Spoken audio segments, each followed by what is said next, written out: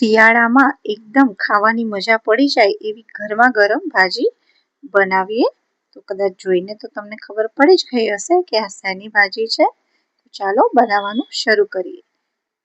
તો આજે મારા કિચનમાં બની રહી છે મૂળાની ભાજી. તો અહીંયા મેં લઈ લીધી છે મૂળાની ભાજી અને સાથે એક મૂળો. હવે આ બધું આપણે ધોઈ અને કટ કરી લઈશું. હવે એક કડાઈમાં 2 મોટી ચમચી જેટલું તેલ લઈશું. તેલ ગરમ થાય એટલે આપણે એમાં બેસન એડ કરીશું. 2 થી 3 મોટા ચમચા જેટલું બેસન મેં એડ કરી દીધું છે.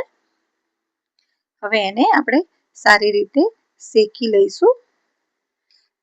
બેસન શેકાઈ જાય પછી આપણે કઢાઈમાં ફરીથી તેલ લઈશું અને તેલ ગરમ થાય એટલે આપણે એમાં લસણનો વઘાર કરીશું અને સાથે અડધી ચમચી જેટલી હિંગ લઈશું અને જે ભાજી આપણે ધોઈ અને રાખી હતી સમારીને એને એડ કરી દઈશું.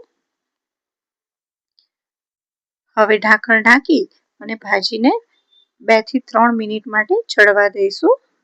2 થી 3 મિનિટ પછી ભાજી થોડી સોસાઈ જાય એટલે આપણે એને સારી રીતે હલાવી લઈશું. હવે સ્વાદ પ્રમાણે મીઠું એડ કરીશું, લાલ મરચું પાવડર, હળદર અને ધાણા જીરું એડ કરી દઈશું. અહીંયા મસાલા આપણે ભાજી થોડી સોસાઈ જાય પછી જ કરવાના છે. જો તમે પહેલા જ કરી દેશો તો દરેક મસાલા ચડિયાતા થશે અને જો આ ભાજી ખારી બની જશે તો આપણને ખાવાની મજા નહીં આવે. હવે બધા મસાલા આપણે ભાજી સાથે સારી રીતે મિક્સ કરી લઈશું અને ઢાંકણ ઢાંકીને 5 મિનિટ ચડવા દઈશું.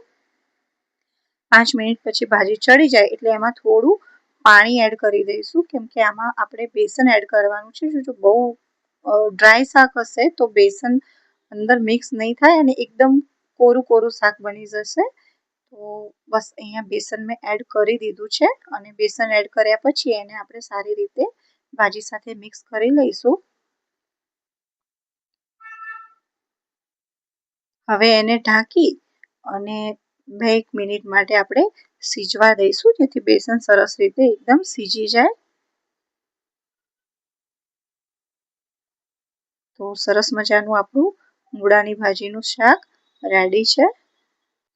આ ભાજી મારી તો બહુ ફેવરેટ છે. તમારી છે કે નહીં જરૂરથી કમેન્ટ કરીને જણાવજો અને ઘરે બનાવજો. તો એને મેં રોટલી, લીલી હળદર અને આથેલા મરચાં અને સાથે ગોળગી છાશ એની સાથે સર્વ કર્યું છે. તો બહુ જ મજા આવી જાય ખાવાની એવું શાક છે. તો મળીશું ફરીથી એક નવી રેસીપી સાથે. ત્યાં સુધી આવજો.